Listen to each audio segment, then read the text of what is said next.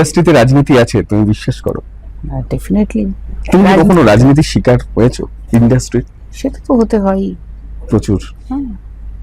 প্রচুর হয়তো হয়নি, কিন্তু আজকে সবটাই এখন যেটা হয়েছে, নয় তুমি রাজনীতিতে থাকো, নয় তুমি একটা কারোর রিলেটিভ হও, নয় তুমি একটা গ্রুপ, মানে একটা মানে কি বলবো, বিভিন্ন জায়গায় আর কি, তোমার কোনো একটা জায়গায় অন্তত পক্ষে পিআরটা কন্টিনিউ করো, কারোর সঙ্গে একটা সম্পর্কটা সবসময় বজায় রাখো, এগুলো তো ম্যাটার করে। এখন তো সেটা হয়ই। আগে যেরকম ট্যালেন্টের বেশি কদর ছিল, আর আমার মনে হয় যে স্টিরিওটাইপও হয়ে যায়, কখনো কেউ ওই একই লোককে প্রিয় বলে তাকেই কন্টিনিউ করে যায়। তো সেটা কিন্তু বোম্বেতে তবু কম হয়, তবু সবাইকে নিয়ে একটু কাজ করার চেষ্টাটা হয়। ওকে।